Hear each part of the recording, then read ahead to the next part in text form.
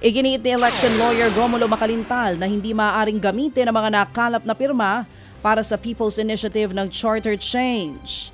Ayon kay Macalintal, hindi na dapat tumanggap ang COMELEC ng mga signature form dahil wala naman daw itong evidentiary value.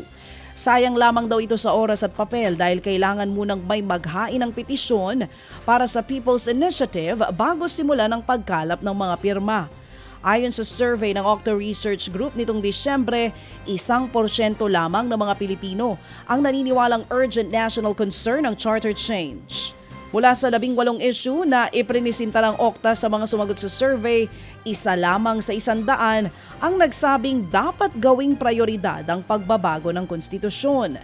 Isinagawa ang survey mula December 10 hanggang 14 sa 1,200 respondents.